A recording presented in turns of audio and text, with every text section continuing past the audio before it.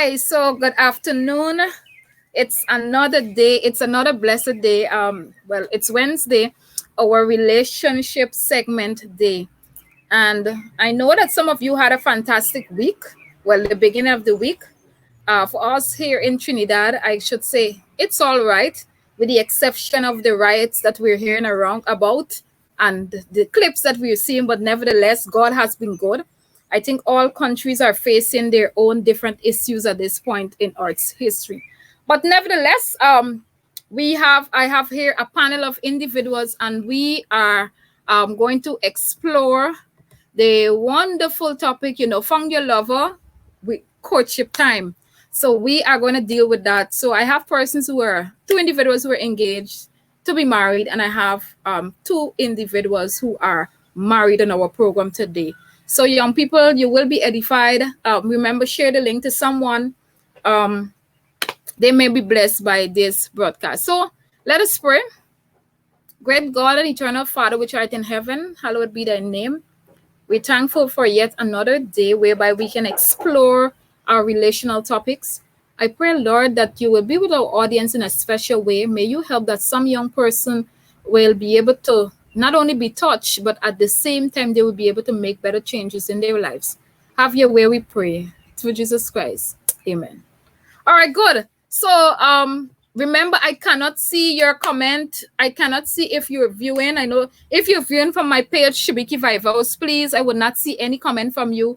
I will not know if you're viewing. The only how I can actually see your comments or see that you're viewing if you like the page Issues in Focus with Shibiki Vivos. So feel free to do so now, and you will get to make your live comments.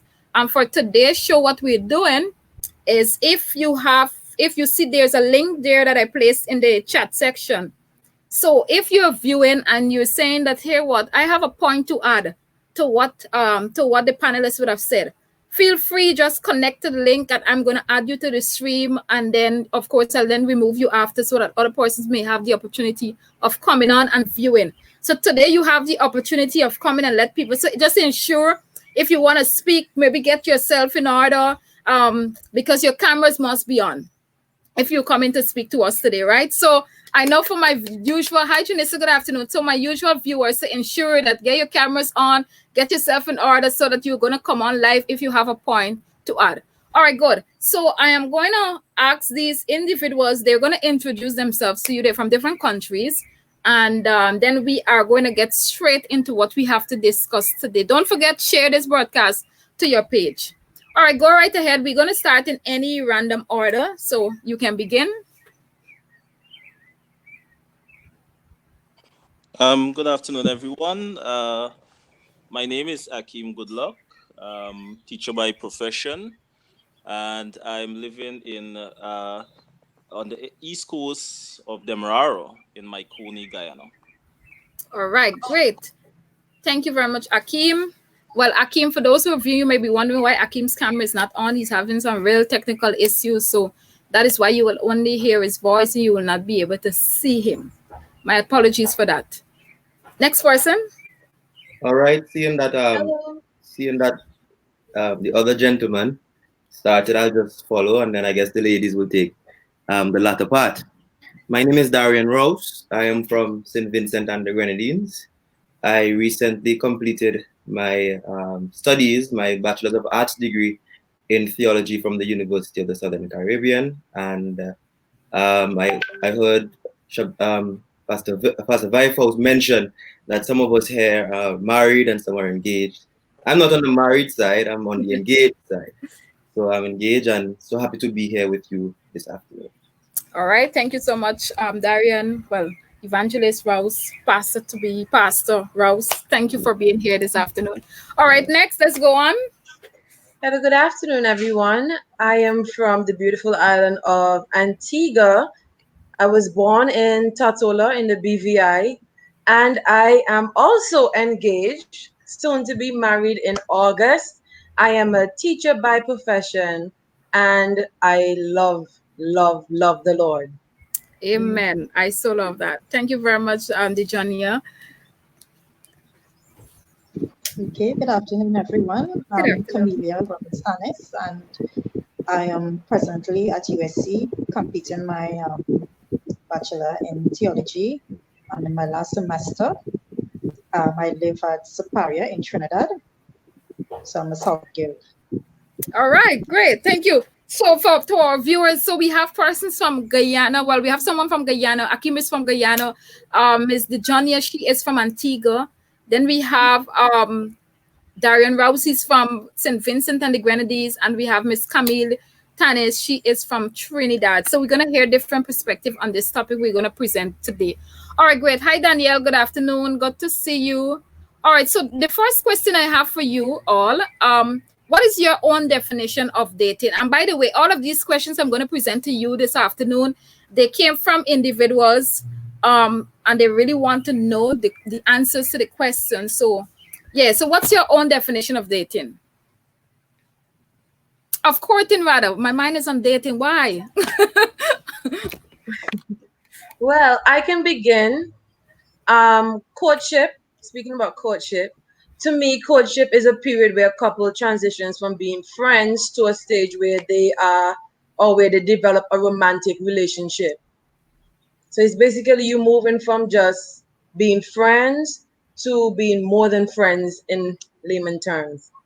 All right, romantic relationship. I'm gonna keep that word in mind because I know some of my young people, they really want to know a certain thing about romance in courtship. All right, thank you very much, Dijonya. Who will be next? Yes, I just want to join in the affirmative. I agree with what Miss Roberts said.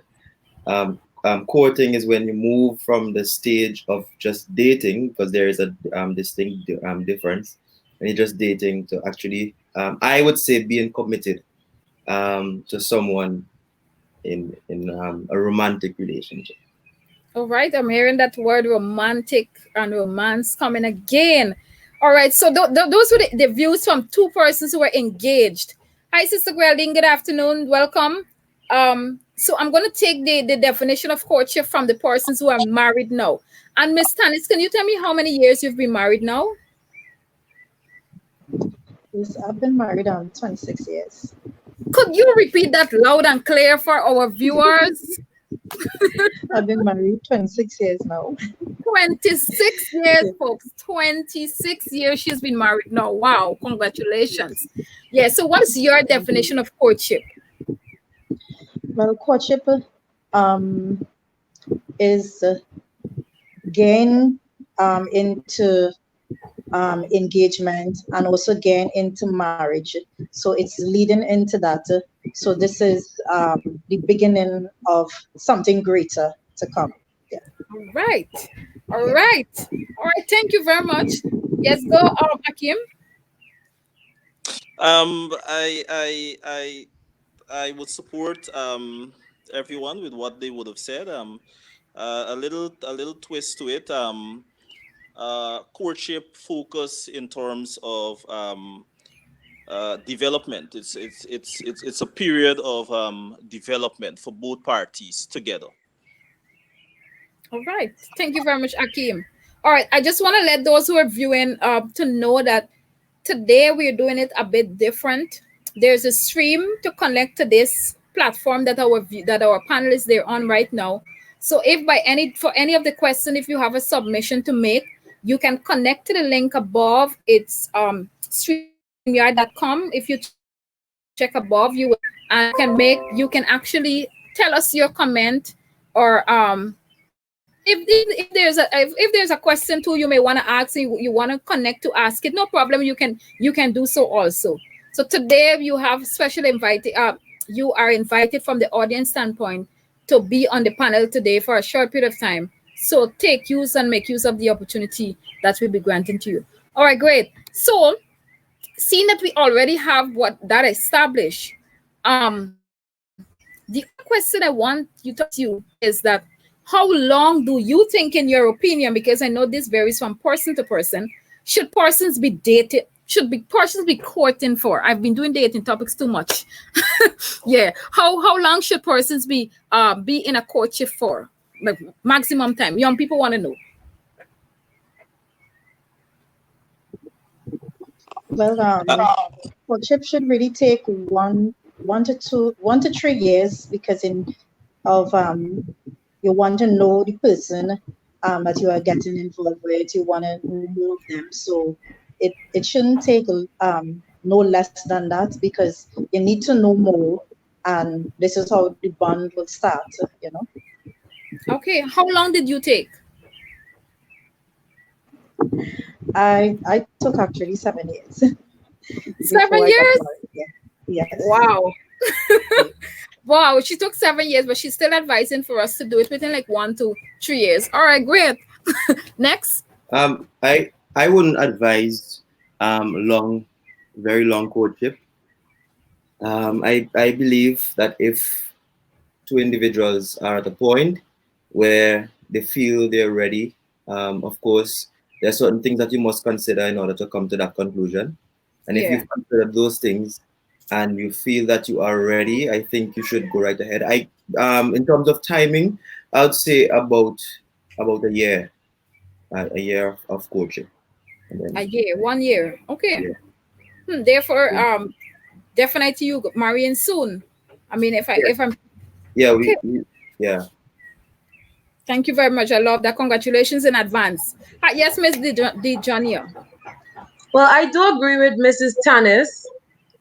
Courtship should be between 1 to 3 years. Any longer could form what we call a common law relationship, because then we get comfortable with each other and things become easier to be done in terms of temptations and so forth. But 1 to 3 years is good enough. For me, I just fell a little bit off. I was courting with my partner for 3.5 years, which is good time. That's good time. Yeah. So I do agree with the 1 to 3 years. All right, great. Well, at least we know you're not extending it so far, so you're good to go. Yes, Akeem. um, uh, well, for me, after 18 months, should be a good time for persons to at least work out all the work out the fine issues of a relationship. And I think after 18 months, it's solid enough for persons to go ahead and to make that decision. And then it depends as well on maturity. Yeah. Persons might tend to say, "Oh, I want to get married, but or I want to courting this person." But when it comes to moving on, because courtship has a next stage, and that is the end game for it to meet to that other stage. So it all depends on maturity for some persons, and 18 months is a solid time for persons to waive out certain things. All right, great. Thank you, Akeem. So to those of you who are viewing, so we basically got a consensus from all of our panelists that the period between 1 to 3 years is practically a good time. So for those of you in a courtship relationship, try not to go too long. I've known persons who would have courted for 10 years, 12 years, and after then they separated and never got married, right? So you got to be very, very careful of that. So one of the things I've been doing for the last couple shows is that if I know that my panelists, they have extreme talents, especially if it comes to singing and all of that, I would ask them to do a piece of a song. So today, Dijonya, with taking in light of our topic courtship today, she is going to sing a portion of a song for us. You just sit back and be entertained, and then we are going to continue this discussion. Remember, to our audience, again, if you have a comment to make or you want to add something, you can connect to the link I would have sent above, and you can come into the chat and make your comments. Go right ahead, Dijonya. All right, everybody. You can sing along if you don't know the song. I will just sing the chorus for you. It's Love in Any Language. Love in any language. Straight from the heart. Pulls us all together and never apart. And once we learn to speak it, all the world will hear. Love in any language, fluently spoken here. Wow. Wow, so lovely. So please, oh, let me ask you in advance. Please do a recording for me. I usually do programs, so I'll send it to one of the churches for us to play. So ensure that you do that for me. Thank you very much. Lovely voice. All right. Thank you. Hi, my cousin Dion. It's good to see you here today. All right, great. So we're gonna continue our question, and it's getting more interesting. So I want to know. Some of our young people want to know. Is like, what are some of the things that are there that are so pivotal for us to discuss during this courtship period? So can maybe each one of you, can you shed light on two topics or two important things that you think is necessary to discuss during this point in time? Okay, I'm going to begin. I think, well, I'm just going to give two, as you said. I think that it is very important to discuss your goals and aspirations. Because if you're not on the same level, that could cause havoc later on in life. Because you need to be aligned in a way that both of you are in support of each other's dreams and aspirations. Also, family expectations. Now, remember that when you're married, that a family isn't only when you have children, it is also just you and your husband. You begin a family there, which is the beginning stage of the family life cycle. So what you want is that you don't want to just get married and then you discuss, oh, I expect you to do this, I expect you to do this. How about let's talk about it during our courtship stage, family worship. You know, I would love my family to get up in the morning, give that time to God. You want to have certain times that you allot for your family time, sacrifices, time management. So, family expectations, goals, and aspirations are two very important topics to be discussed in your courtship stage. All right. Thank you very much. I am not seeing Odessa. I don't know if you on and Renisha, but I hope that for those of you who are viewing, you're taking note, especially for those if you're not married as yet, you're taking note of some of these things. If you haven't started discussing them as yet, come on, it's the right time. I just want to say welcome to Miss Morris, Denasia Morris, the fiance of Pastor Rouse. I'm so happy that you're here today. And Omadeli Armstrong, welcome to you. All right, next. All right. Money. Money management. You must be able to sit down and to discuss that. I think I heard pertaining to parenting and so forth. So pretty much some of the things would have been listed. When we plan on getting married, these are some of the things that you would want to discuss during courtship. When the logistics in terms of what it's going to be and so forth. All right, so those are a few of the points that I have. I just don't want to list too much, other persons to, So I just want to thank you, Akeem. When you spoke about money management there. I don't know. I just want to just a quick side question, guys, for the Ben. Do you think we ladies spend more money, or we have an issue with money management?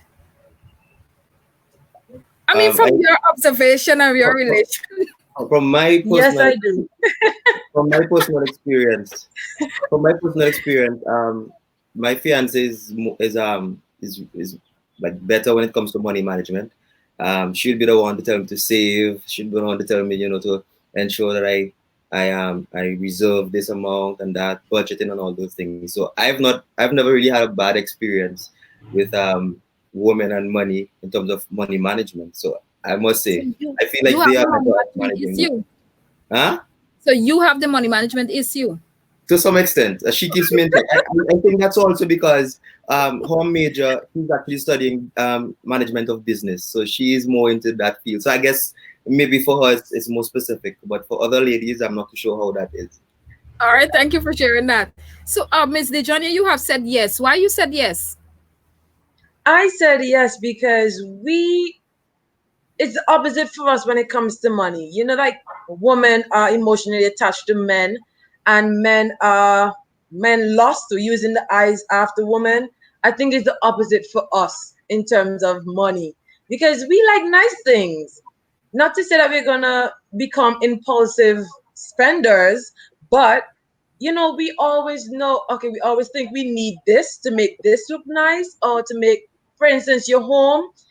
A man may think, okay, we don't need this. This is not important. But then you want your home to feel like a home. It's a difference between a house and a home. So you want, okay, I think we should buy this because it will make the place feel more homey, relaxed, and nice. Whereas they may think, oh, no, we don't need this.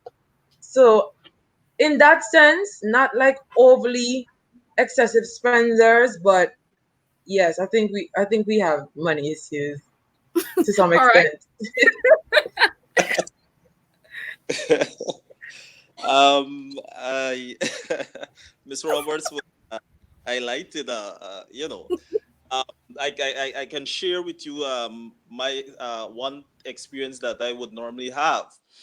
Okay. Um, well, currently I'm the person that is working in our relationship. My wife is studying, and so sometimes finance we have to prioritize everything. So sometimes when we go out and we're in certain place, we prioritize, we make one decision, we're going and buy this. But at times when my wife would come across certain things, it puts me now in problem. But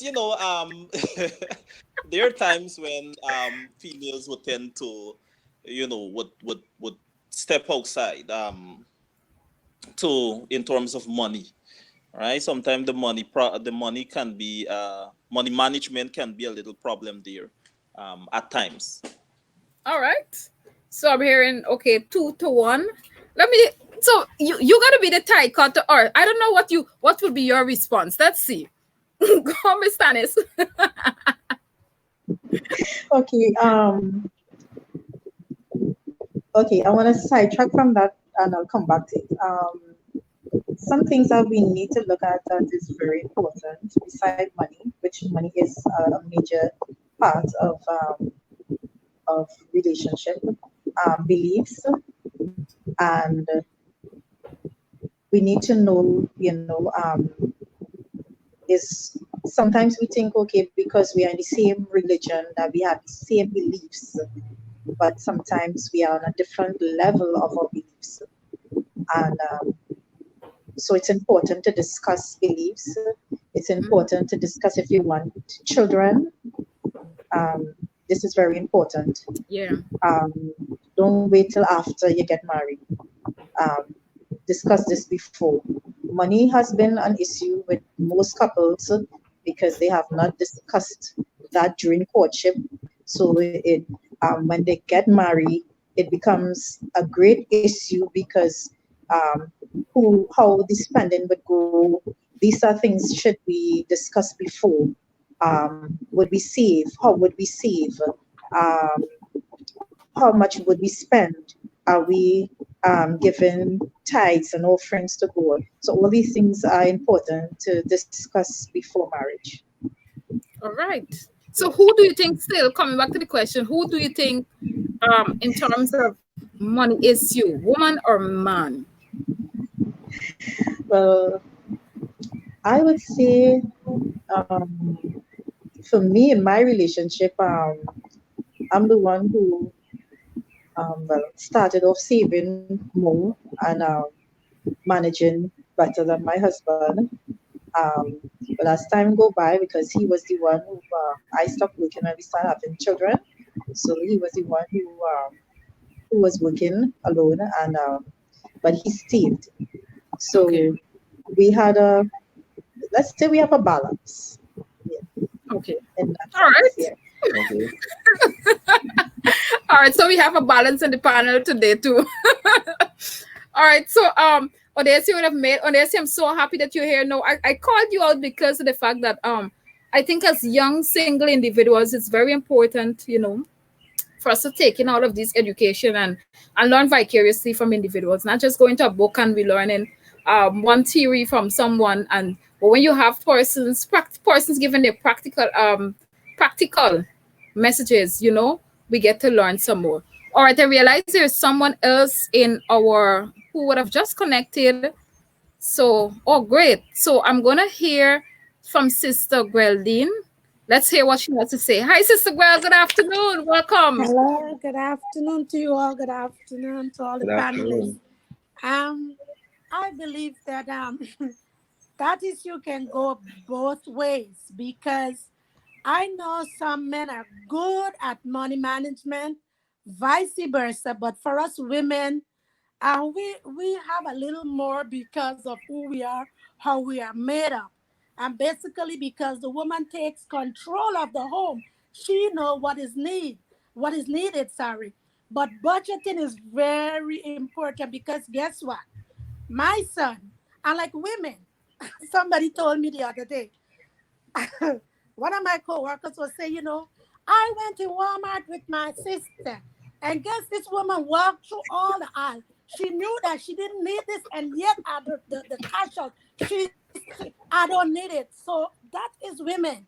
We would look the fine points, but the men don't have time. We count our dollars because we know there's always something extra.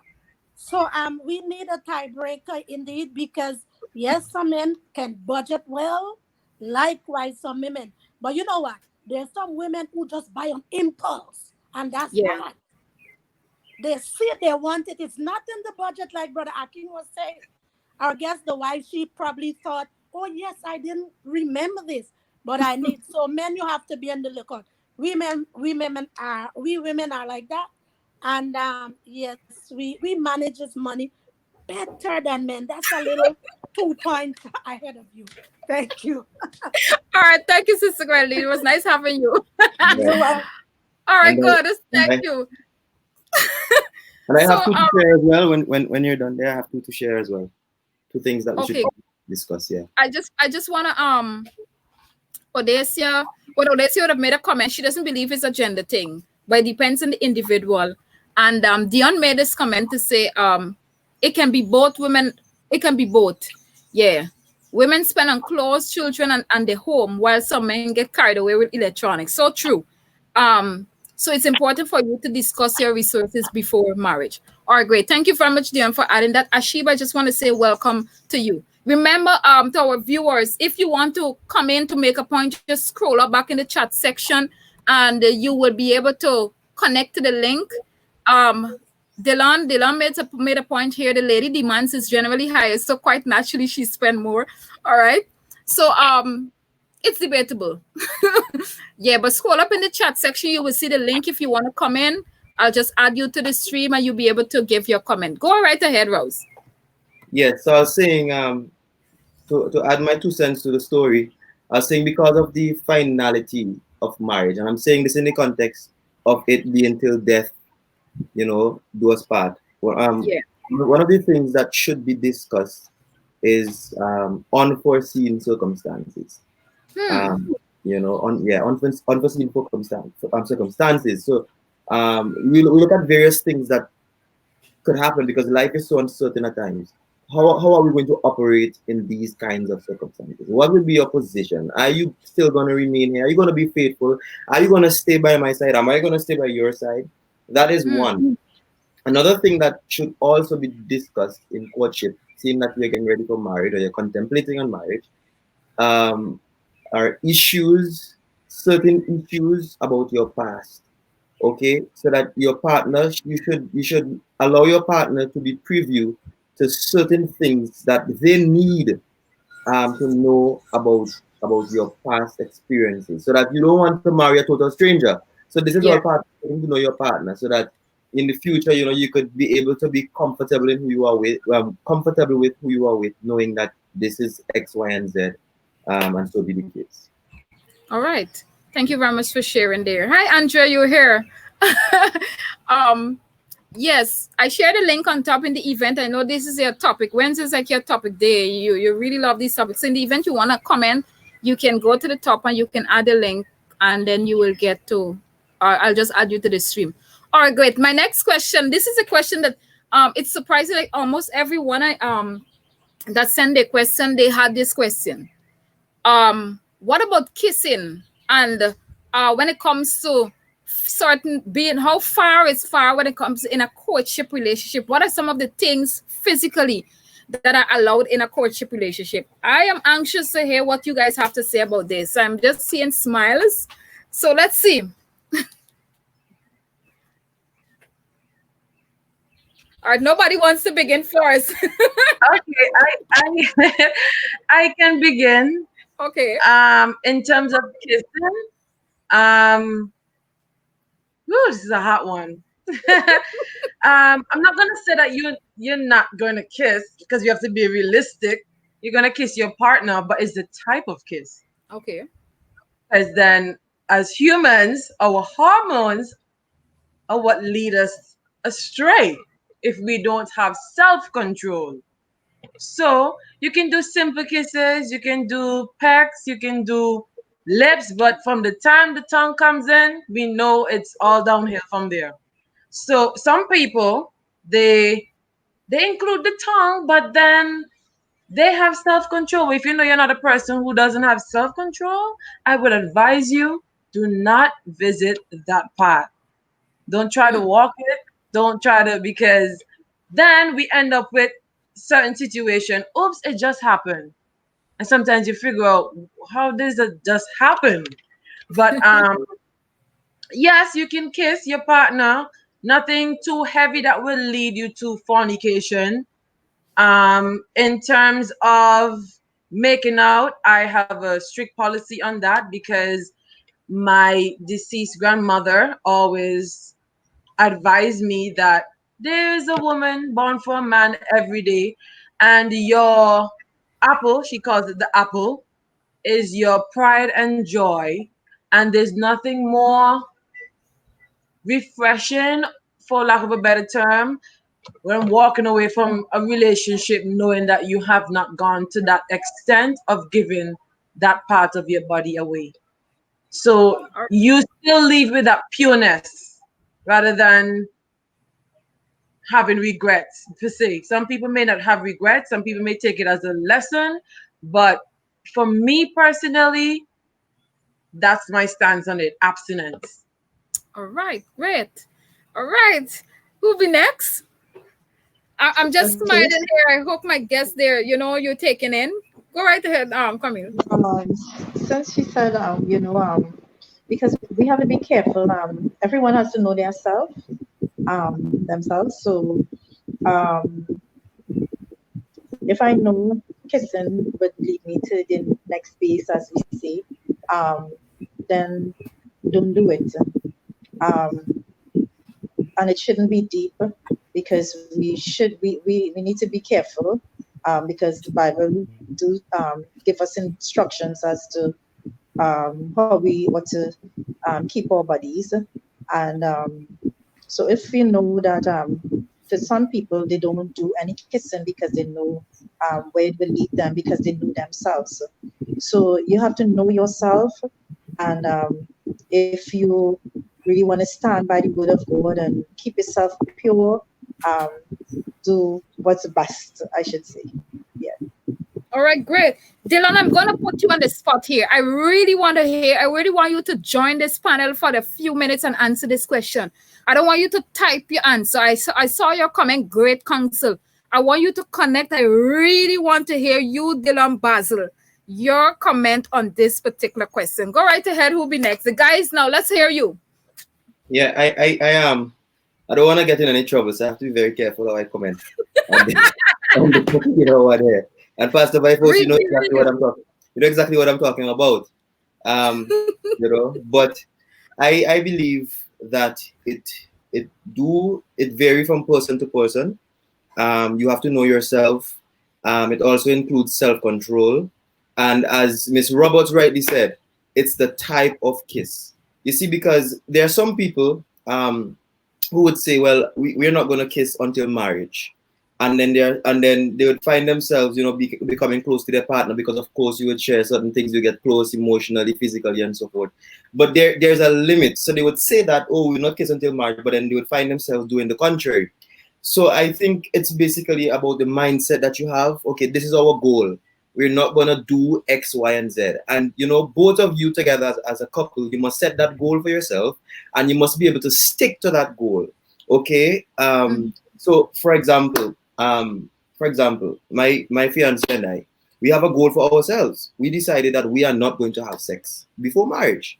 You know, that is our goal. And of course, this is not just because, well, okay, I'm an aspiring pastor or I'm a Christian. No, this is primarily a goal that we have set for ourselves, and this is between us and God, so that we would get close. You know, we would hug, and you know, and other stuff like that. But there's a certain limit that we wouldn't cross. There's a certain line that we won't cross. So kissing, the type of kiss, and I'll leave it there for now. Yeah. All right. Yeah. So Akeem, Dylan, remember my challenge is still out for you. Go, Akeem. Yeah, I would have pertaining to kissing. It all depends, as Pastor would have mentioned, and Tannis would have mentioned. It all depends on the individual. And you try not to get yourself into secluded places. Your environment is very important as well when it comes to certain things. All right, and I know that persons would have sent her around in terms of kissing and so forth. For me,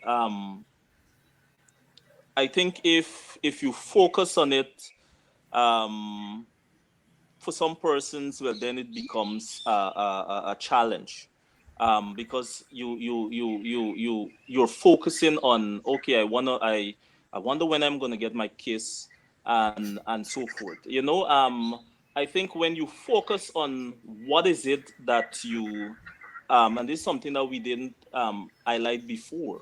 You must be able to have discussion in terms of, I think I heard someone mention it, boundaries, as into where you don't want to cross the line. Pastor mentioned that. And once you can sit down maturely and discuss in terms of that, and keep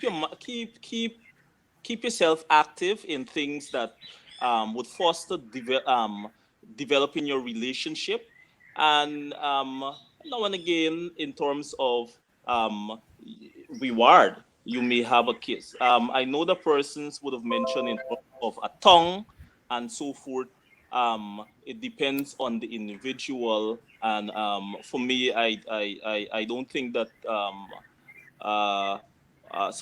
you should not meet to that stage. That's my opinion, where the tongue is concerned. All right. And just before you make a comment, let me just say one sentence. And I agree with him. Certain types of kisses, I believe that they are inappropriate for couples who are not married.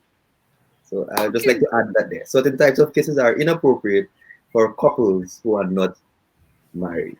Yes. All right. So we would have explored kisses. Dylan, the link is, I just place the link again in the stream. I just really, boy, you don't know how I want to hear what you have to say on this topic, right? On this question.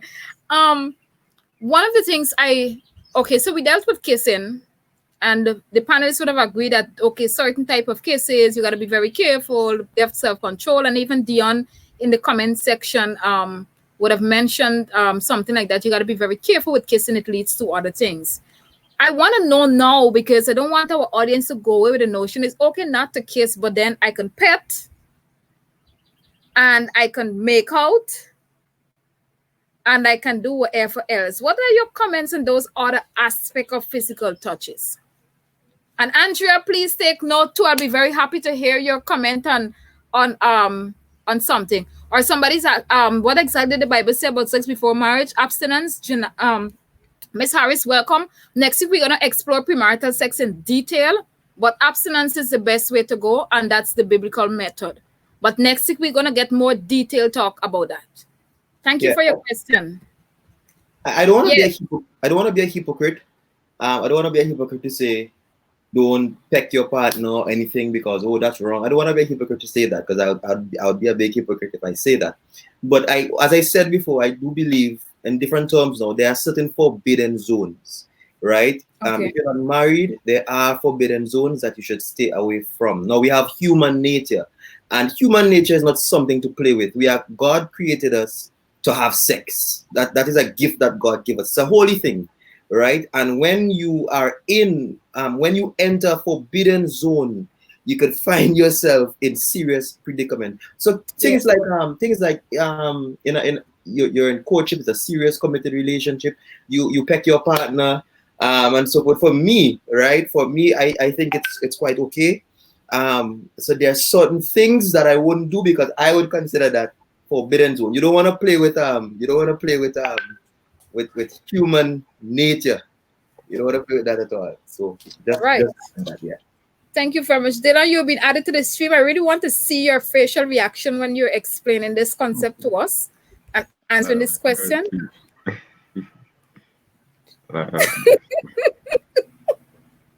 Good afternoon, Dylan. Good afternoon. You can hear me? Yes. Yes, I'm hearing you loud and clear. So you're answering the question on kissing, and while you're in there, you talk to me about the physical touches and petting and all of those things. All right, good afternoon to all our panelists. Yes, hi Dijonya, good to see you. On the kissing part, well, I think the panelists would have established, the Christian principles as it comes to the boundaries and, but personally, I think that when you're in an exclusive relationship, there should be something that sets you and your partner apart. Even though you're not married, there should be something that sets you apart from your other friends, because you could have friends that you're almost close as how you're close with your partner who you're exclusive with. But there has to be something that sets you apart from any other friend that you have. And to me, that is kissing, right? Okay. I can kiss my partner, but all my other friends that are close to me, we maybe have that same, closeness, but I have one close friend that I'm kissing, and that's the person I'm exclusive with. We're not gonna get to that stage, where you fall into fornication, but I agree that you should kiss because that sets you apart from all your other close friends that you may have in that circle. So that is my take on it. Okay, Dylan, before you go, what about petting and making out and all of those things? Making out, kissing, right? well. We know. All right, making out, petting. We established kissing already. Well, I think in a Christian perspective, it's best to refrain from it. But as Pastor Rouse would have said, we don't want to be a hypocrite and say we're not doing it. It will happen from time to time, but as best as possible, you should stay away from it. And I think the couples, they should establish the fact that, okay, we have weakness when it comes to touching, so let's not touch. There are other persons, who they can touch and do things, and they will not get there. All right? But I think if you know your weaknesses, that, okay, when you reach, if you touch by your neck or your ears or wherever that touch that sends you to that place, don't touch there. If holding hands, if I can touch in your hands and you don't get to that place, then that's all right. Forbidden. Right. And as couples, we know when you're not married, girlfriend and boyfriend, I'm sure we know that place you can touch that really sends the person there. If you know that place, just refrain from doing it if you love the person, right? All right. All right, thank you very much, Dylan. I love your honesty. Thank you. All right, great. So to the others, let me hear your point on things. So don't touch. Don't touch. I just want to say welcome to these visitors, to my guests. Hi, my sister Stacy and Sonia. Antoine, it's good to see you here today. Just remember, if you're viewing this on any other page, maybe a friend would have shared this on their Facebook page, and you want to give a comment or you want to come on and join the panelists and answering a question, you remember the only how you can do so is by liking the page, Issues in Focus with Shibiki Vivos, and then is when you can be able to do that, because I will not be able to see your comment made on any other page. So you can go ahead and do so right now. In the meantime, to all of you who are viewing, please share this on your Facebook page because it will be able to help somebody else who may want answers to these very same questions. Yes, Andrea, indeed, I love his honest response on the topic. All right, go ahead. We're going to take the responses, very short responses on this as we continue. Yeah.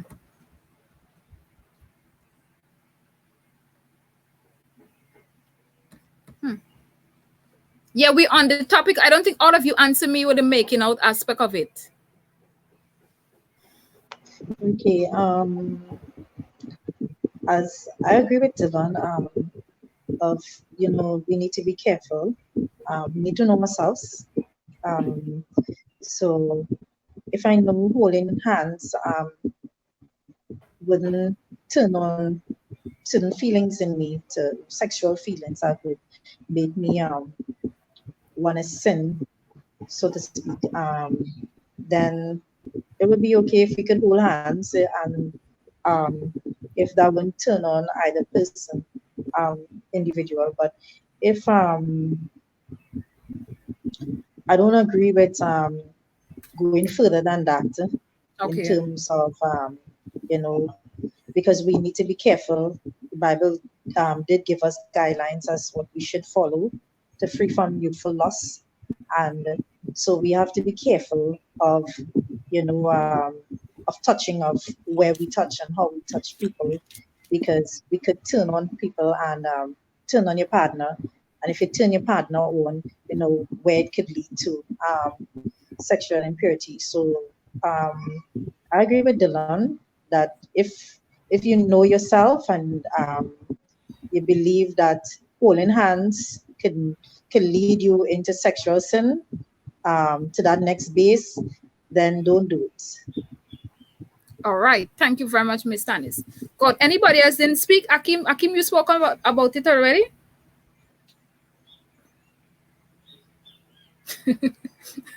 All right. The other question that I want us to address. Akeem, you there? Sorry. I was having a little problem with my phone. Okay. Pertaining to the touching, the comments before would have been on point. Like I said before or earlier, you try not to focus, because sometimes if you allow your intentions to be on certain things, sometimes what you focus on tends to arouse your feeling as well. True. Right. So I think that if it is that you try to get yourself engaged in doing things together, planning more things together, and if that comes by the way, you try to resolve it together, and if you don't like something, you must be able to express your feeling about what would have transpired, and stay clear of certain things. All right, great. Thank you so much, Akeem. All right, so the other question, I just, before we move on, I just like what Song of Solomon 2:7 say, the latter part of it, do not stir up nor awake my love till he please. Young people out there, be very careful with stirring up people's love, eh? I know the guys would say, come on, you don't touch me in places and then you expect me to just not react, right? And the ladies, be very, very, very careful, because at the end of the day, we are the ones who will get pregnant.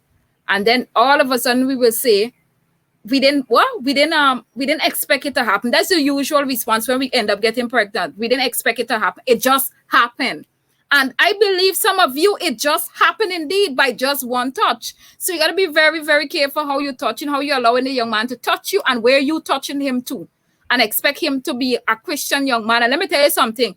Don't feel because they have the title pastor that they're supposed to be sanctified. I just want to quote what Julius would have said last Sabbath when we had a discourse on dating. He would have said, Julius, I don't know if you're listening to me, but I so love that point. I mean, I had to. It will stay in my indelible mind forever. He said, the genitals, they're not spiritual. So it doesn't matter how spiritual the person is, the genitals are not spiritual. And let me be frank and honest with you. Don't expect penis and vagina to be in one place and you expect them to just be having a simple conversation without having an interface with one another. It don't happen like that. So let's be real, young people. Let's be very careful. And next week when we deal in premarital sex, we are going to have some real straight hard talk next week. All right, good. So the other question is, so your fiance, well, all of two persons, well, I mean, I know Camille and Akeem, you guys are married now, but then let's say, imagine for yourself not married at this moment. What would you advise? Or, well, even if you're married, but what would you advise individuals when as it relates to visitation of their partners who are living in an apartment by him or herself? So your fiance is living by herself or himself, but you want to visit. What advice would you give to our young people in that situation? Okay, I would advise that if you want to visit with someone else. Okay. Don't go alone. Be wise. Other than that, don't visit because it could lead to temptation. So the wisest thing to do is take a partner with you. Go with a friend. Because with dating as well, like in dating, when you date, you it's wise to sometimes go in groups, you know, and then when you head to courtship, because courtship now is too individual, and you know there would be bonding, you know, getting to know each other. So we have to be careful now in that bonding period of time, getting to know each other. Don't go to the individual home if they live alone. If they have family, yes, it's important to get to know their family members and stuff, but don't go if they are living alone. All right, great. Thank you very much, Ms. Tannis. So, Sister Geraldine is here again. Let's hear you. That's a big topic. I want to agree with Pastor Rose. I'm pronouncing his name correct. What he would have said. It varies, you know, it has to do with the individuals themselves. Because guess what? I can go to my boyfriend home, their limitation, and we don't do what people may think we did. Right? So it all comes back to that individual. Right? And at the same time, people can live at the house and you can visit and things can happen. People there are not there. We're living in a real world. And I'm happy for programs like this because the time that I was born, we didn't have all of these things. And so to our young people, y'all take warning and cherish the apple. The men respect you. That's you right. know, and even if you made the mistake before, you live up to your goals. They will still respect you, right? So it has to do with the person themselves and trusting themselves, setting those limitations. I believe that's Thank my you point. so much. You're welcome. Limitations. All right, great. Thank you. Nice. So what is Dylan's question now? So who should take the lead and fight for celibacy? Should a man take the lead, seeing that he has to practice to be the head of the home? Or should a woman take the lead, seeing that she's the one who gets pregnant? All right, great. Dylan, we're gonna take your question and we're gonna have 2 responses on your question. Don't worry, in a few. Good. I'm gonna take let me just say quickly, without much deliberation, what advice would you give to that person? Let me hear Akeem, Dijonya, and then Rouse.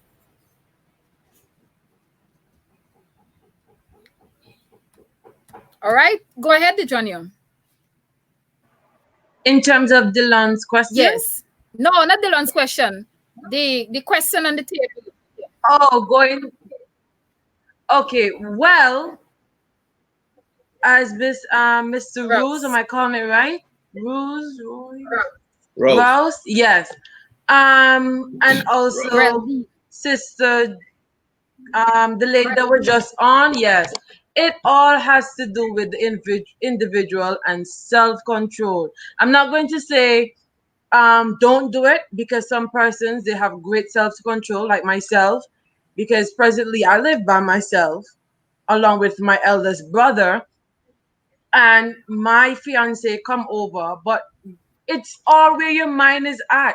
You don't have anything to think about. Oh, let's not to say we Yeah. don't have urges because we are humans, but then at the same time, what was said before, we both have goals in terms of a commitment that we made to ourselves, not until marriage. So, if you're a person that you do not have self-control, I would advise you to take what Sister Tannis said, to go in groups. Don't visit unless the family is there, or if the person lives alone, you have to be in public places until you have learned self-control and make a commitment that this is what we're looking for, and we don't want any types of temptation breaking that promise that we make to each other.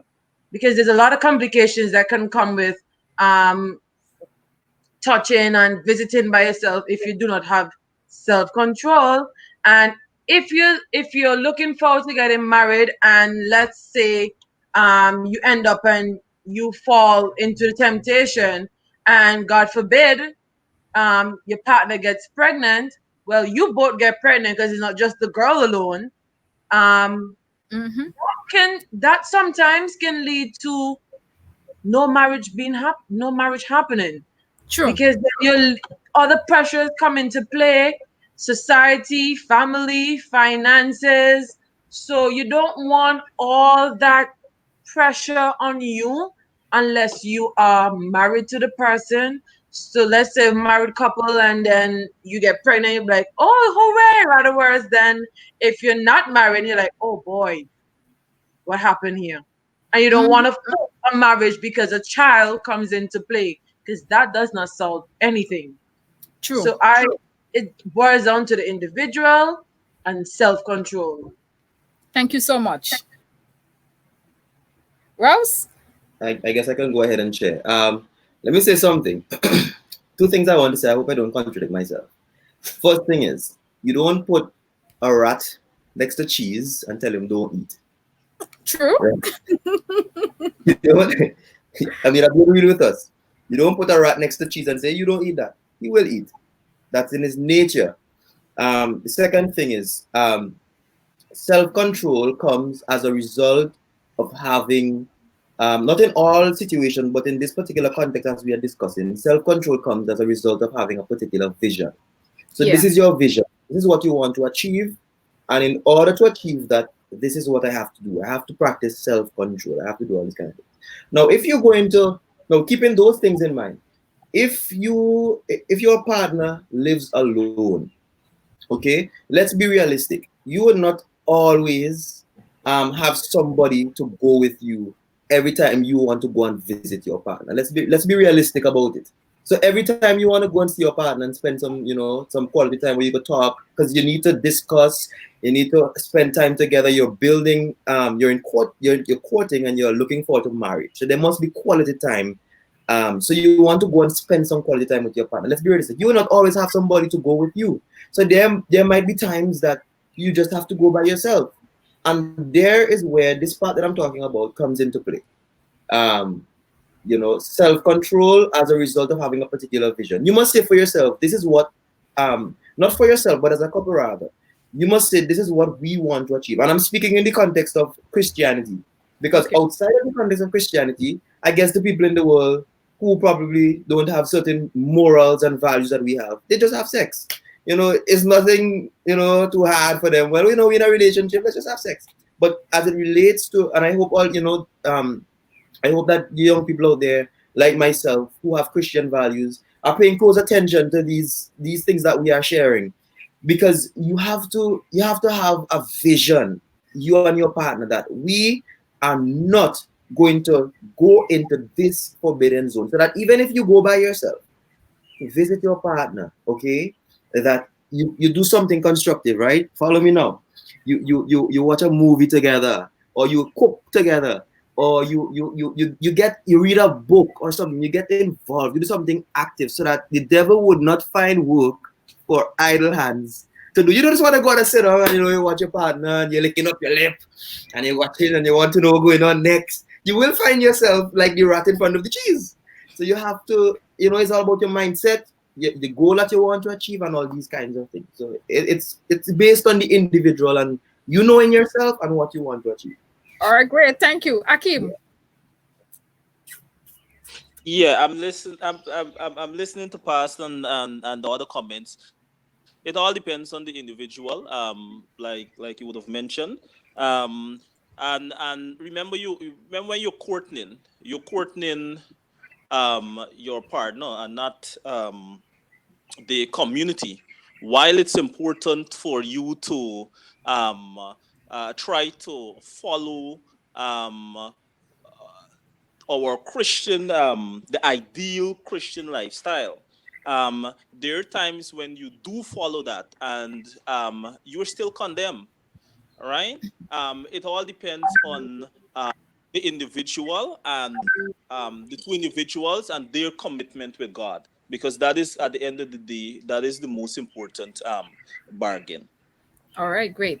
All right, thank you so much. One of the things I want to just piggyback a bit on Miss Camille's point, and I love your submissions, by the way, real talk.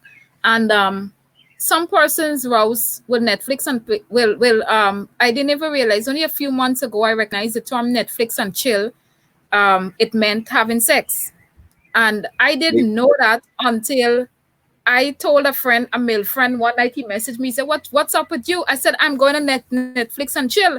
And he was like, what you going to do, Shibiki? You going to Netflix and chill? I said, yeah, I have a Netflix account and I'm going to watch a movie and chill. He was like, no, that is not the meaning of it right now.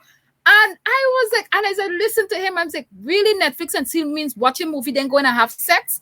So when it comes to self-control, it's deeper. Not everybody get it. So even if with and that's why coming to Miss Camille's point that she made, I mean, besides having somebody go over, but if you have discussions to make for those individuals who have no self-control whatsoever, you can go public places that are still private that will cause you not to do anything. So I could go and sit in the park, that not merely a big popular park. For those of you who are viewing in Guyana, you could go and have a wonderful sitting in promenade gardens, a wonderful nature scene, less crowded. You may end up kissing, yeah, but you can have some wonderful discussion right there in promenade gardens. You know you will not end up having sex. You could go in the botanical gardens, you do the same, and there's so many. You can go in this on the seawall and have a seat there, and you have your discussion with your partner. So if you realize a home setting is too homey and it's too sexual oriented, get out of the house, folks. That's just the reality of it. Because while we may be talking self-control here, everybody may not be able to reach that point of having that self-control. So find what works best for you and just work with the plan. Because one of the things I've learned, and I know somebody would have mentioned it here, is that your mind has a lot to do with it. And that's why I keep repeating this saying, whatever the mind of a man can conceive and believe, it can be achieved. For our young ladies there, I always say we're the one. Society would have not been telling our men, okay, don't have sex or don't do this. You hardly have sessions like these. And that's why it was pivotal for me having this session to have males on the session too. Not for us to hear from a female standpoint. For next week, when we're looking at premarital sex, I'm having male on the platform talking about premarital sex also. Because we recognize that we live in a society where it's okay for the men to have sex. It's okay for the men to be doing the touching. But at the end of the day, when the women start feeling the side effect, you go to churches. Churches don't even elaborate on male discipline. Most of the churches, they will impact on the women. I mean, in the Seventh-day Adventist church, we have a belief that, especially if the man, he's from the church and everything, he will go through the same process of discipline. But yet still, while the man go through it, nobody don't go to the young man and tell the young man nothing. He goes through his process like some big king, just sitting around. Oh, I just got a girl pregnant. But a young woman, she faces every single bad thing. So ladies, we have to protect us, yeah? And as Dylan would have asked the question, who should in terms of celibacy, my answer would be both of you. And if one person is getting extremely weak, come on, get the other person there along the boat. So it comes with both of you making that decision. Ashiba makes a point here. You can do Bible study together. You can go on the beach and shun all appearance of evil. Yeah. Don't do Bible study at home, people. Because you might end up reading Song of Solomon and you might think that Solomon talking to you at that moment of time. when she talked about touching your breast and everything. And I've known of guys who would use the Bible just for their own purpose. Ladies, beware. And hats off to the men who are helping us also during this process, because we all have hormones like everybody else. So congratulations and hats off to you men. All right. I I want to move to I the want to other. share something. Just before we move, can I share something really quick? You Go ahead. mentioned, and I'm eager to share about it. You mentioned about, even in the church, what you would hear and so forth. But let me share something, and this is very pivotal. When you look at society, right? There's a certain kind of mindset. They would look at the woman. The same thing you see in the church. They would talk about the woman and this and that. But look at the family. The family is primary as it relates to the upbringing of individuals, and the individuals, of course, make up the society. And I think what needs to be done is that children, at a very tender age, their parents should expose them to what sex is, Yes. in reference to the ins and out about it, places that they should not be touched, think conversations that they should not have, and these kind of things, so that the children will grow up in their homes, being exposed to what this thing is about, so that when they go out there, they go to school and they hear different stuff, they wouldn't be like, what, like they just want to explore. Well, what is this? This looks good. It sounds good. But before they get to that point, if the parents in the home could expose the children to, this is what this is, that is what this is, this is what is appropriate, this is what is inappropriate, then when we get to these stages, like courtship and so forth, we would grow up with certain values that naturally we would know exactly, what to do. So I just want to add that. Thank you very much. Exactly. That is so, an important point there. Yeah, go. Akeem, yeah, go ahead. Yeah, that's a solid point that Pastor would have made. And this is one of the concern as a youth leader, Yeah. that you tend to have lack of spiritual grooming. Many True. times you hear don't and don't and don't and don't, and so young people are so pressed with don't. At times when situations arise, how do they handle it? And I think certain things are tabooed within our church, so that we do not have discussion to the real matter. Yeah. How many young women within our church could go to another female and to discuss certain things that are affecting them, much less man, because a male would not be so open, and that is the challenge that we are having. We are having so many various frictions. So when it comes to courtship, it tends to create a problem, especially as well in the view of our church, because we haven't really sit down and to deal with it. Everybody coming with different ideas and so forth of what should and what shouldn't, and mostly too many times we are pressed with the don'ts, and we Yeah. don't really hear much of the do. So I think what Pastor would have mentioned there is very valid. Yeah. Thank you. Valuable contributions. Yes, Sister Geraldine. I tend to somewhat agree with what Brother Akeem said, but when I look back to my time and your time, I believe the topic has been widely, discussed, because like you rightly said, back then it was tabooed, Yeah. tabooed. And so you all are privileged now to speak and to speak openly. Our time, we didn't have that. We didn't have that. And so we made so many mistakes that we wish if we can relive our lives to what you guys are doing now.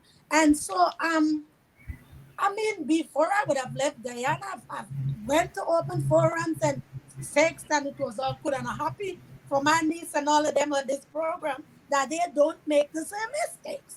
Yes. Right? Because you have everything now. True. Knowledge is open. People are not ashamed to speak. Right? Words were coded. We had to learn by parables. You understand? And so, man, I want to this time you guys are so open and was speaking about it, and I trust that our young people now would make full use of the this knowledge that they're privileged to have, even without paying the fees to hear them. You Yeah, know, so that's that's my right. little 3 cents according to Guyanese language. Yeah, sister girl. Yeah. And All right. Pastor Vos, I must say, I must interject here, as the sister was just sharing. I just Mhm. want to inform you even now, before I forget at the end. I mean, this is such a great initiative, and you are doing such a great work. And I know there are many youths out there who are now being exposed. Those who won't go and pick up a book, or those who won't go and research this, they are now just looking at your live program, and it is providing such vital information. And just keep up the good work. I'm really excited about what you're doing, and it's Thank really you very good. much, Rouse. Thank you. All right. The other question that I have for you here. Oh, somebody asked Akeem. Akeem, welcome by the way. Miss Harleen Morris, welcome to you too. Hi, Miss Zana. I'm happy to see you here today. Great. The other question is as it relates to investment, because this is another question that our young people wanted to know. You know, while courting, some of us some young women feel as if, or young men too, that if they're married, especially after engagement, and at that point in time, they want to know. Some people start building houses. Some individuals start investing in vehicles with one another. They start investing in businesses together. What are your advice as it relates to doing having investment during courtship time? Is it wise or not? I won't say that it is not wise, and it is wise, because all these questions are so technical, because you have to know your partner. You have to know your partner. Because if you're not comfortable doing it, I would not tell you to do it. Let's say if I may think that it is wise because I know my partner to invest in starting to buy maybe a piece of land together, because I know the goal that we both have in mind, and I know him and what he wants for our relationship and our lives together. Whereas, let's say if I had had a sister and then she's courting, but her fiance is not on the same level, I would not advise her to do the same thing. It Some people may view it as being selfish because you're doing it and you're telling me not to do it. But then, um, when I was researching something the other day on a book that was given to me, it said that you don't want to end up regretting choices that you've made because you were too naive Hmm. to see things. People see things in your relationship that you're too blind to see, because your relationship to you may be perfect, but to somebody else who has a genuine opinion about your relationship may tell you, I see this happening, and they may offer you a method of how to help to resolve the issue. But in terms of investment, you have to know your partner.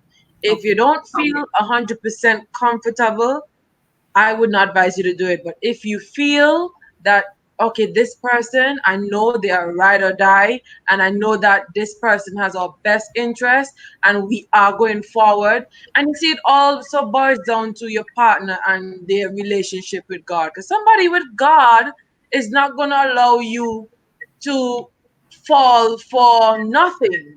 Hmm. Somebody that loves the Lord knows what the right thing is to do, and you will always feel comfortable with them. But if they're not for God, you will know. You will know there are red flags that will just pop up. And if you don't see them, trust me, mama will see them. Your mama will see them. All right. Thank you very much, So Dijonya. All right. I'm gonna place a link again in the stream, in the chat. Remember, if you want to make a comment, you can just connect to the link there, and I'm just gonna add you to the stream, and you can make your comment. All right. Jemai made a comment here, but anyway, let me just leave that there. Let me take the rest of you, and then I'm gonna get to Jemai's comment. Go ahead. Who is next? What do you think about that question? give my example. When me and my husband had decided that we made that decision, we were going to get married, and we set ourselves a time that we wanted to get married by. We decided to save together because that was the only way that we were able to um, get the things that we needed um, for marriage. And if we didn't do it, we would have taken a longer period um, to get our goal um, um, for it to be realistic. So Okay. we decided to pull together, and we we joined a credit union, and we well, of course, because we were married, we had to, one person had to open it, and I opened it, and the both of us were paying into it so that we were able to get our goal together of the things that we needed for marriage. If we didn't do it, we wouldn't have been able, we would have taken a longer period of time. So for us, it worked because we had we all already had made that decision. We knew where we was going from, what step we were going to take next, and Yeah. yeah. All right. So we have two persons, things working. All right, let's say the gentleman now. Yeah, Akeem. Yeah, All good luck. right. Oh, all right. Go ahead, Pastor. No, you go ahead. You go ahead. Good luck, and I'll share after. All right. Thank you. Uh, let me first give an example. When my wife told me that she has to go and study, and that was before we got married. She needed a computer, and she didn't have the full amount. Um, I was working, she was working, but in order to get it, we pooled and we got the laptop. Um, I'm saying this to show that it depends on the maturity of the individuals. Um, you just don't want to limit it to say, oh, you would invest this or you would not invest this because the way how life is right now, you don't know what to do. Sometimes you see so many things that is happening, and today persons are good and tomorrow persons are not. I think what persons should do mostly is focus in terms of their relationship and what is it that they're set out to achieve. Because if you're set out to achieve certain things, I know that there are times when persons the relationship they engage but they don't follow through because for Yeah. some reason they were ignoring certain signs that they were seeing before. But you do invest time. There are other form of investment that you could entrust with your partner, with each other, until you build, until you're there to say, okay, we're closer to marriage and we're closer to making certain steps. We make certain steps together. I do support in terms of um, investment, but you're doing it in steps. You Okay. want to see how each other relate to short short forms of it in investments. All right. Thank you for the submission. Go ahead, Rose. Yes, my point is somewhat synonymous with Mr. Goodluck. Um, Marriage is, and I'm speaking in the context of till death do us part. Marriage is permanent. Courtship isn't. As he rightly said, there are some persons who don't follow through with the actual marriage because of whatever reasons. So that before the actual marriage, you don't want to get too involved with you know share you don't want to get too involved with like the idea of saving money together and all these kinds of things and making certain investments. You don't want to do that. I could understand cases where okay, you're getting married and you would need a place to live. If you're not, well, of course, you're not living together before marriage. You know, you're getting married and you would need a place to live, and so you have to save together for that goal. But I wouldn't advise like a joint account as yet. I would advise that maybe you guys could pool money together to some extent and so forth.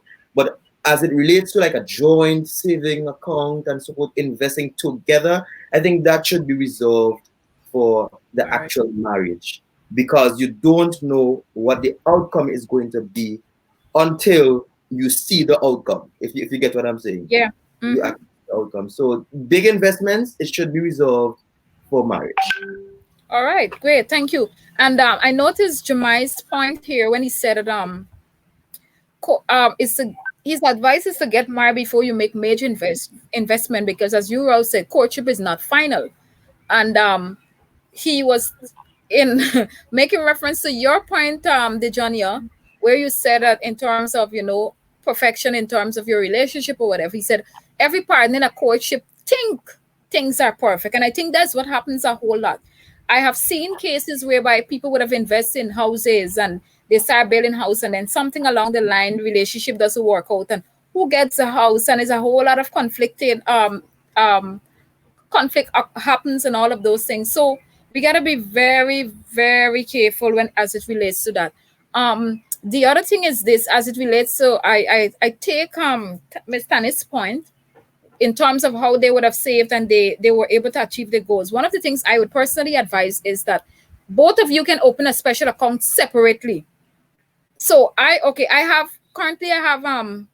have two accounts right now at the bank. So let's say one of this account I am saving, and I'm saving that towards marriage because I'm in a serious committed relationship. So I'm putting money in that account for that purpose.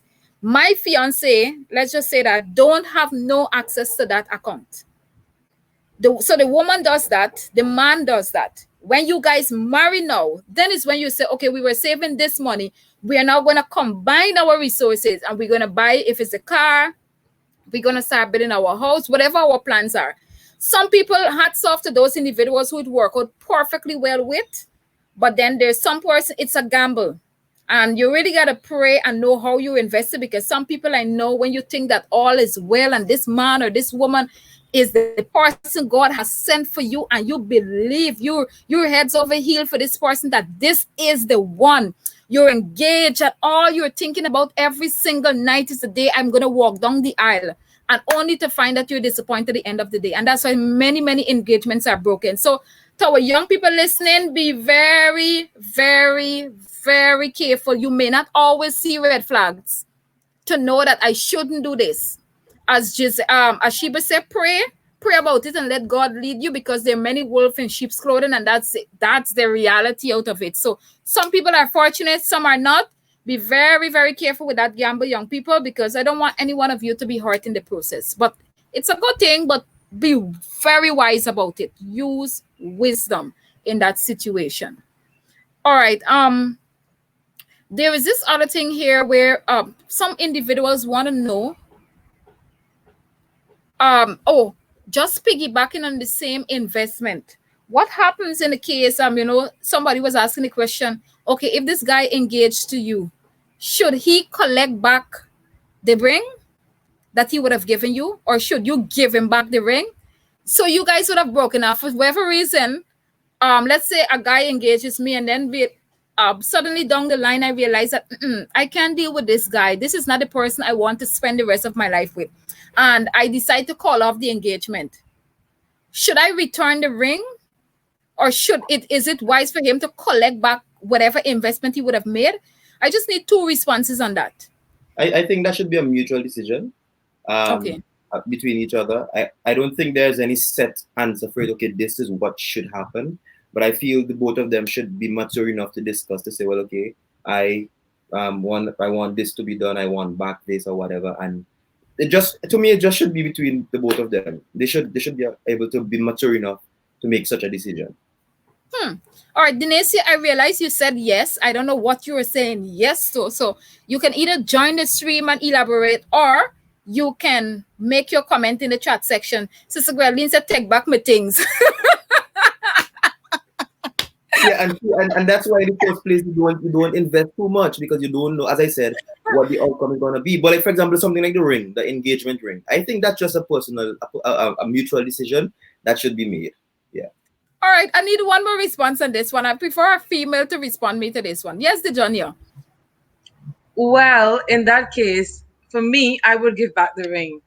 It's not being petty. It's not being oh, I don't want to have nothing to do with you. But there is gonna be some part of me that knows that he would have placed his love and his whatever it is into giving me this ring, and to have it, it's gonna kind of probably not sit well with me. So I would personally give back the ring. And if he doesn't want it? In terms of any other assets or so forth, if they're giving us gifts, you don't return gifts. I won't really return a gift.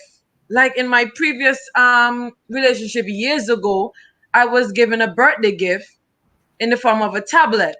And I did not return the tablet because it was a gift. But then, as Mr. Ward said, it's a mutual agreement, because then at the end of the day, I may think, okay, maybe I should give back the gift because I don't want to have nothing to do with him. But then he was a gentleman to say that no, it was a gift to you and you deserved your gift, so you keep it. And it's down to a mutual agreement. But in terms of the ring, personally, I would give back the ring. All right. All right. Any of the married folks, because I know Miss Camille, I saw you smiling right through the discourse. So you have anything to share on this? I think I would give back the ring. Okay. Yeah, because every time I see that ring on my finger, I'll be remembering John all the time. So I think it's wise that, to give it back, because when you move on to another relationship, and let's say Tom see you now with this ring, I see you with this ring, how you get this ring? Then you'll have to say, oh, John give it to me, and so forth from my previous relationship. I don't think it's wise. I think you should give it back and not keep it. Okay. All right. I'm looking at the comment section and I'm having a good laugh. Some people saying, why should I keep it? Why should I keep it? Some people saying pawn it. Right? And I like the point that Miss Arlene made. She said that the ring is a symbol of commitment. Give it back once the commitment is broken. Andrea said he would be a cheapsake to collect it. Thank God it didn't go to marriage. So Stacy said she will keep it and sell it. The fact it was given to her, it's hers. Right? So everyone has their varying opinions. So my personal opinion on that, I would give it back to him. I remember once I was in a relationship and the guy had brought me a cell phone. That was when BlackBerry had just came out. And when BlackBerry did, it was like the biggest thing ever. So our relationship was on the verge of coming to an end. And I got so mad with him. And I said, listen, you could collect back your BlackBerry too. I don't want it. And he was so mad about my statement. Because why? For me, that was like the most insulting thing a woman could have told him.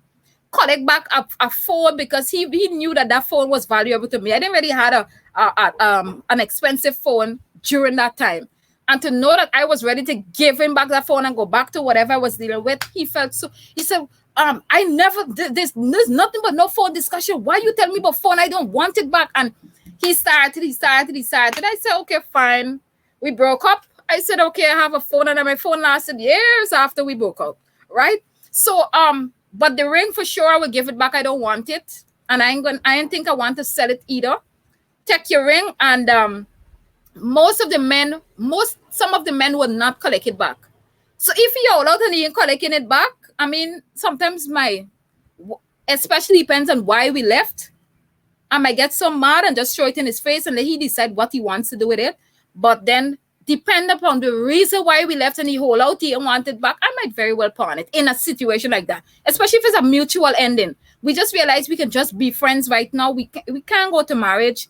And in that situation, I would. But it depends on the situation, folks. So I don't think there's a direct point to settle that. All right, I hear a man's comment here. Sherlock is saying, a real man would tell her to keep it.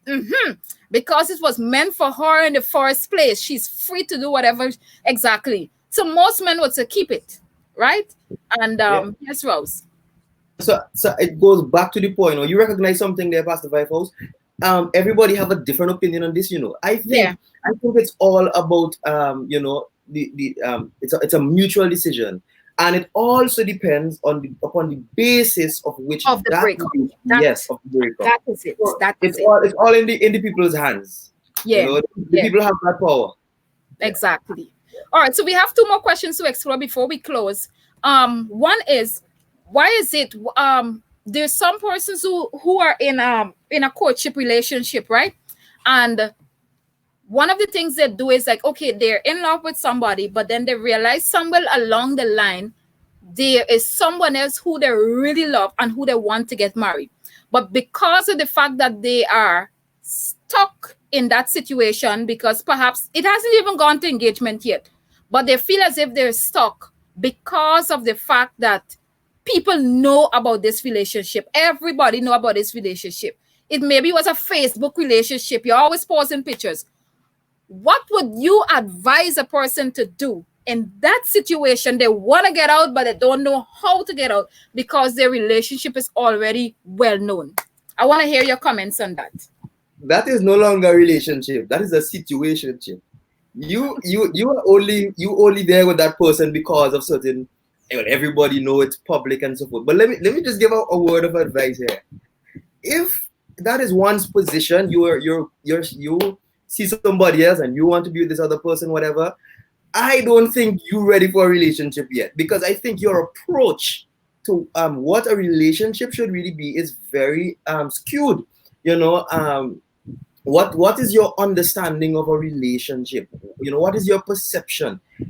Furthermore, let me just conclude by saying, if you're in a relationship with somebody and you see another person, especially if you're probably already engaged, and you see another person and you want to be with that other person, I suggest that you step aside, you pull back.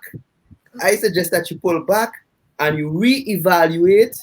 You reevaluate yourself, your readiness for a relationship, and purpose, the reason for which you want to be in a relationship, and then you go again. That's just my humble opinion. So you pull back from that person that you're with presently, and the person that you want to be with, you don't go there yet. Because the same thing you do to that person is the same thing you're gonna do when they get into this new relationship, because they're gonna see somebody else who probably look sweeter. Oh, well, this person look a little sweeter. I want to go with this person. Just pull back and do some reevaluation and then go again. Thank you. I agree with Ross, because some people take some time to mature, and then some people have undecisive minds. And if you realize you're undecisive, you're gonna only mess up either person. Whichever one you choose, you may mess up that person's life. So I think the wisest thing to do is to pull back and reassess yourself. All right, thank you. Akeem, I felt like if I haven't heard you in a long while. Yeah, we haven't heard him in a while. Akeem, it's the good luck.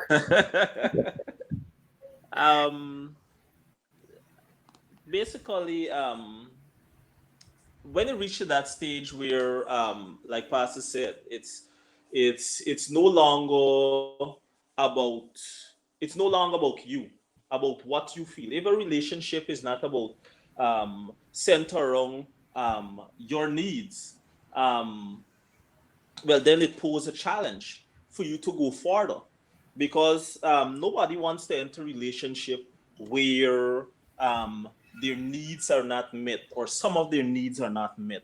And True. so if you're doing it because of everybody knows and so forth, I think what you're dealing with there is the guilt part of thinking about what everybody else have to see and not thinking about how you feel and what you're going through. And that is what would be the major problem.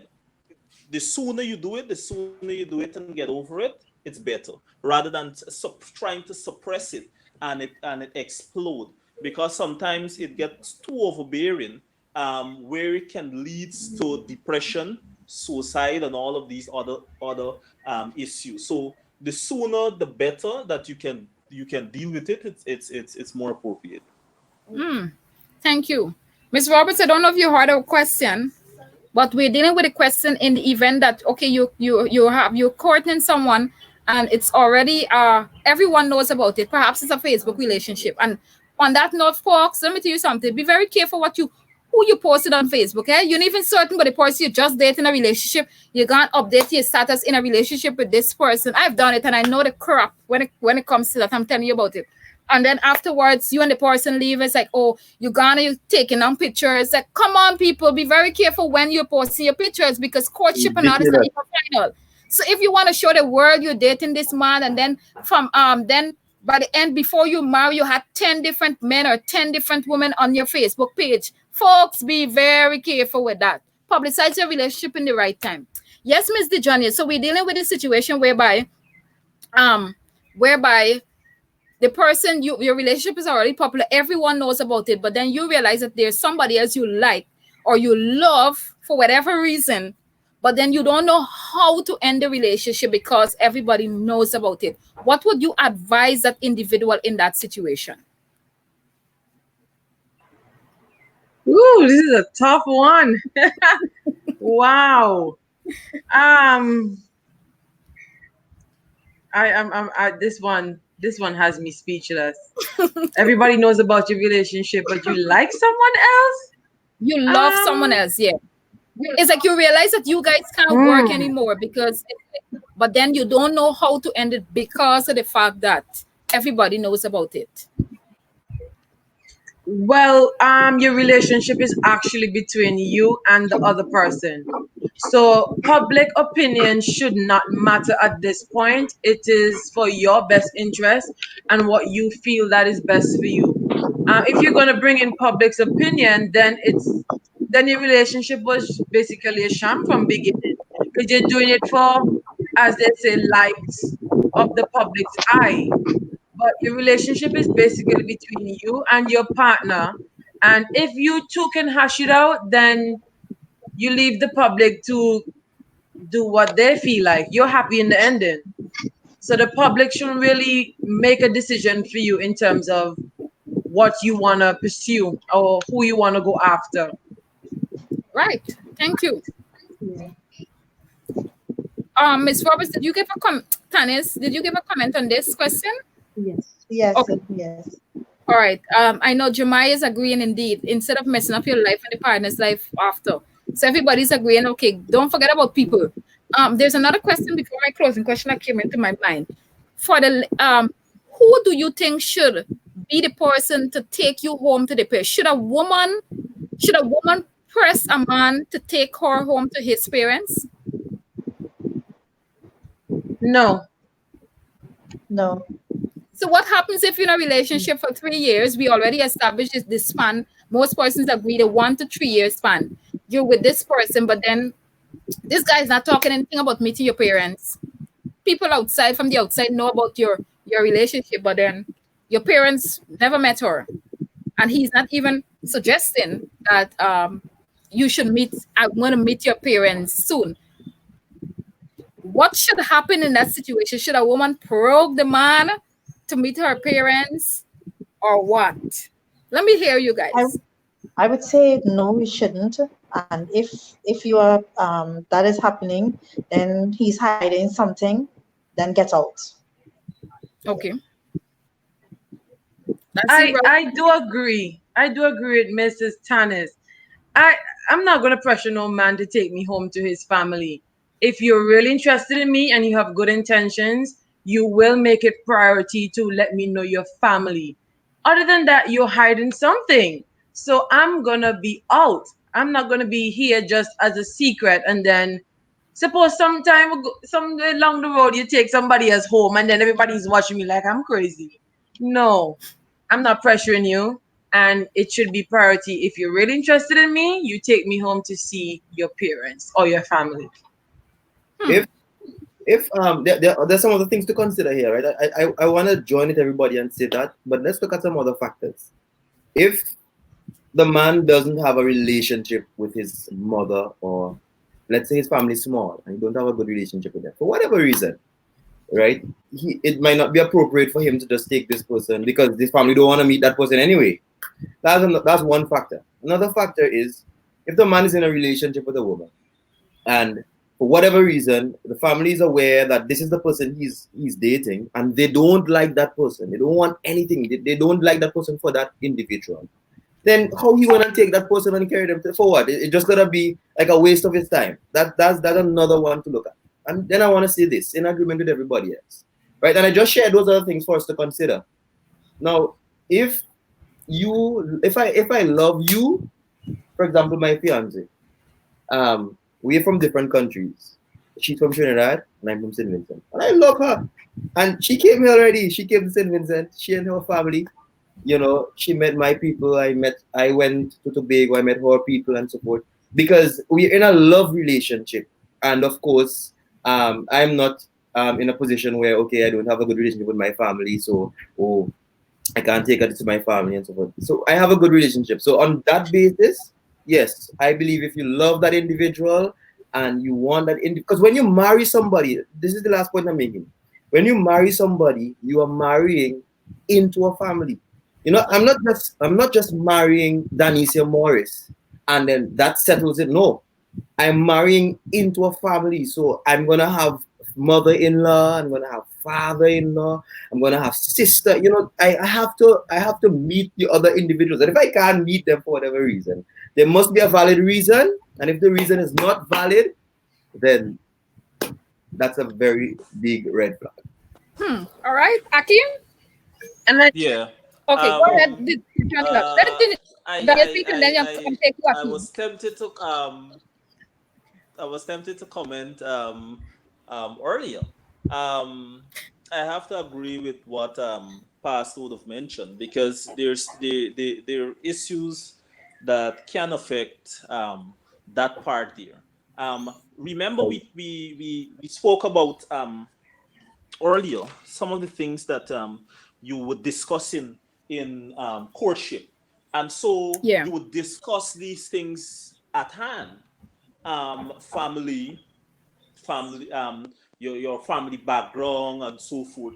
And so during that, I think it's ideal for that information to come up, whether if the person they should know, well, okay, you have a good relationship with your family and so forth. And I think if you do, you can see, well, right away you could make decisions and say, okay, well, at this time I want you to meet my parents and so forth, and you inform your parents and these kind of things. But when you have these issues where you don't have a good relationship, or your family is aware of the person that you're talking to, no matter how much uh, sometimes it's hard for an individual to say, well, oh, it's because of this and so forth. I think, as Pastor mentioned, you're marrying into the family. So at the end of the day, uh, if you're not having a good relationship with your family and so forth, you let your partner know, because this is what is happening. Um, I think if but you always have to they are family members that you can meet. If it's not the immediate um the mother or father or so forth, there must be other persons within the family that you can meet, and um so forth. All right. okay, I just want to say to Dion Hanley, Yeah. I agree with his point in terms of some parents are It's so female. unapproachable and they think that no one is good for their son or daughter. But in terms of those parents, people may say that you have to just agree with whoever your child wants to love. You can't choose for your children. And some parents are not satisfied with their children with anybody. Because from personal experience, um, when I got together with my fiance, my mother did not want to meet him because she was so comfortable with the person that I've dated before him. And that was years ago. And I'm telling you, she did not want to meet him. But then eventually I was persistent with this is who I love. And she eventually came around, and now they're like sliced bread and peanut butter. You have to just eventually they will warm up to whoever you love, Diane. It doesn't matter. And if they cannot stand by you, then I would not say that they don't love you, but they have to, do a little bit of reflection there. I mean, it's a different case if they know that the person has a bad influence on you. That is a different situation. But if you're really in love, just be happy for your child. And, there's some kind of barrier that can be broken down. Just be persistent and determined with who you love. All right. Thank you. Let me share something, right? Before you make your comments, Pastor Viper. Mr. Goodluck elaborated a bit on the point I was sharing previously, and then Ms. Roberts then shared some another perspective. But I just want to add to what Mr. Goodluck was saying. We have to look at if there are issues. For example, you might have racial issues. Okay. No, I don't know how it is now, right? And I don't want to get myself in any trouble here. But let me just say something that I would have heard, and this is just what I would have heard, right? I'm not saying if it's a fact or what, but I would have heard, for example, that as it relates to racial issues, there might be, okay, Indians, for example, might say, well, okay, they don't want their sons or their daughters to marry to blacks, right? And I would have heard Indians who marry to blacks, they would have shared their experience with me and so forth. And in these kinds of circumstances, right, special circumstances, an Indian man who's marrying a black woman, he can't take home no black woman to his family. They're gonna chase him away. That's not the only thing. The family would do things like he would not receive any kind of inheritance. In other words, in their mind, he's like a castaway. That's it. Yeah. He would have broken what you call like certain boundaries that they would have set based on their culture, the ethnicity, and all these other factors. So, given these kinds of circumstances, I'm just elaborating on what Mr. Goodluck would have shared. I really agree with him. You have to give way for these kinds of circumstances. But outside of that, if you love that woman and everything is good in terms of there's no racial issue and all these kinds of things, go right ahead. If he withhold, then there's an issue. All right. Yeah. Can I just say something? Go right ahead. Okay, I was reading the comments and Dion said I am a woman. My apologies. My apologies so much. Much love and respect, Dion. Yeah, it's a unisex name. All right. So I totally agree with all of the comments made. I'm just laughing every time I'm reading the chat section. Marina, of course, welcome. Nikisha is on Sherlock's case. Well, I'm not going to say anything. You guys are going to deal with that. Right? But I guess that particular issue that was discussed there, everyone had their own personal opinion on it. But I want to zero in on one central point that I see coming out here while you guys were exploring the question, communication. It doesn't matter what is the backdrop behind why he doesn't want to carry her. He doesn't want to allow in terms of meeting her parents. If you don't communicate, the woman will just assume. Communicate matter. It doesn't matter all of the backdrop everybody give. It will just cut down if you just tell her the truth, the reason why I am not doing what you expect me to do or what I should be doing right now in this courtship relationship.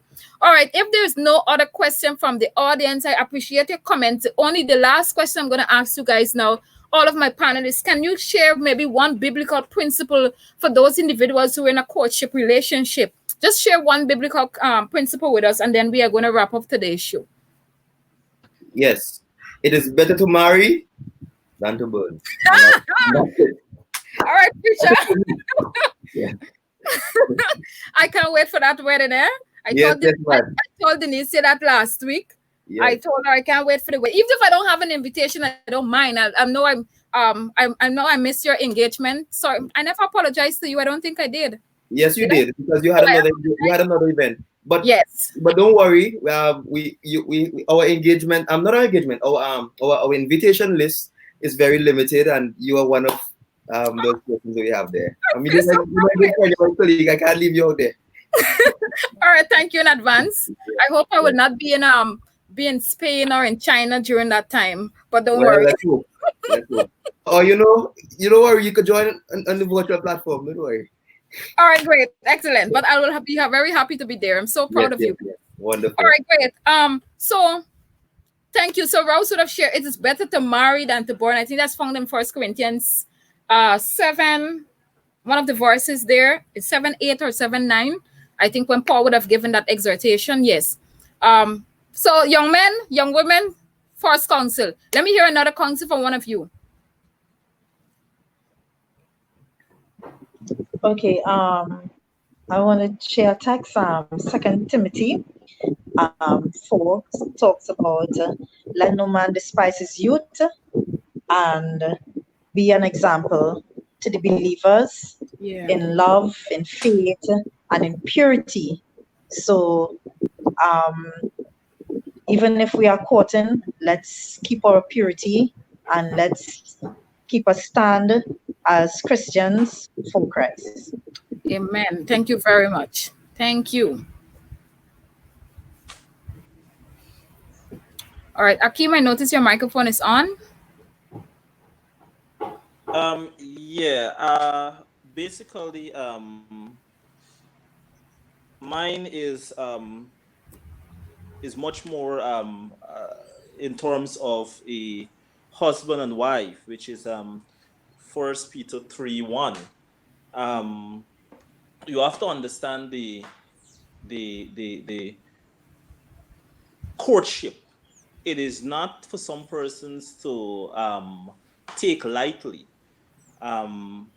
Whenever you're going to you're making that step towards courtship, it means that you're taking a more serious approach. Yeah. And so it calls for more selflessness within that relationship. You're removing certain barriers.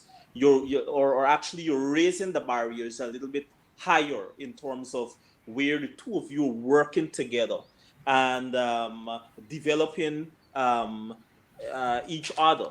Whereas when you were dating, you would have just tried to understand the person's character and so forth. But it's just for our young people and everyone to understand the seriousness of courtship. All right, and just don't take it lightly. Right. Thank you, Akeem. Miss Roberts, I hope the two of you may be related. I know. I guess you guys have to maybe check up on one another. I know, Camille, you married Tannis, but you were Roberts. Her maiden name is Roberts too. So yeah, check it out. Yes, Miss Roberts. Hold on.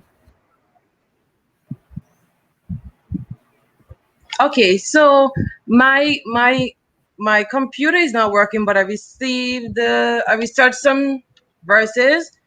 But my favorite is the fruits of the spirit. You have to bear these in mind when you're courting: love, peace, joy, long-suffering, gentleness, meekness. I've made that my motto and my theme for everything I do, especially for my wedding. Planning my wedding, you have to bear all the fruits of the spirit in mind. And once you have those and your love is surrounded by those, then you are in good hands. Always keep God center and everything will flow naturally. Trust his plans for you and you will always succeed. All right. I love that. All right. Mine is Proverbs 4:23. I love it very much.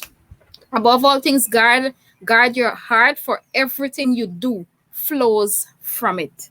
So I want to end on that note, our young people. Guard the avenues of your heart, lest you end up being tremendously hurt. And especially, men are hurt because let me tell you, when I speak to my male friends, the extent in which they're hurt, but society just train them not to be vocal about it and train them to cover up. But our men too, they are hurt women. So don't feel as if they may be looking strong and with their muscles and everything. And it seems as if that the things that you do, women, it may not affect them, it affects them. And vice versa, men, let us treat our young women with love and with respect and love them. And if you know for sure you're in the courtship, bro, and you realize that she is not the one and something is wrong, please don't hurt her in marriage and go down the line. And I would tell anybody that, male or female, don't hurt your partner in marriage if you realize you don't want that in courtship. Leave. It's better to leave them now than leave them broken for the rest of their life when you make a covenant between man and God. So let's be very careful with that. All right. So I'm going to leave today. Remember, you were listening to Issues in Focus with Shibiki Vivos. For those of you who are viewing, just like the page, you will see upcoming shows. On Friday, we are looking at, I know last Friday I had to postpone the show, but this Friday we have to continue in. We are looking at substance abuse. I mean, most of you that usually view are Christians, but then you may not be affected, but then you may want to know some techniques on how to deal with individuals if they're suffering from substance or drug abuse. Tune in on Friday. We have a panel, a group of individuals already set up to deal with these issues so that we can explore it. It was really and truly nice having you guys. I enjoyed the discussion, the questions. So keep tuning in. It's every Monday, Wednesday, and Friday from 2 p.m. And you will see different faces. So you were listening to Pastor Darian Rouse. He's from St. Vincent and the Grenadines. We have Brother Akeem Goodluck. He is from Guyana. Then we have Sister Camille Tannis, well, soon to be Pastor Tannis, and she is from Trinidad here. And we have Miss Dijonya Roberts from Antigua. Well, born BV. Well, what you guys call your nationality? We're Tolians. Tolians? Yeah. Tolians or Tortolians? Tolians. Tolians. Oh my, I've learned something new today. I'm happy about that. All right, so she's a Tolian, but she grew up in Antigua. So it was so nice having you guys on the program. And I wish all of you a wonderful, for those of you who are going to Rouse and to Miss Roberts, a wonderful marriage life soon to be, to your fiancés. Well, Denise, you're here viewing. But once again, I'm going to send your greetings, and I pray and hope that all of these weddings, not only for it just to be a wedding day, but for it to be a marriage, because there's a difference. I always say this, anyone can have a wedding, but not everyone necessarily have a marriage. So hope and pray that you have that marriage that will make you happy and full of joy, full of the fruit of the Spirit. So God bless you all. Thank you again to my viewers. I love you so much. Continue to support this program. Take care and see you again on Friday at 2 p.m. So long. All right.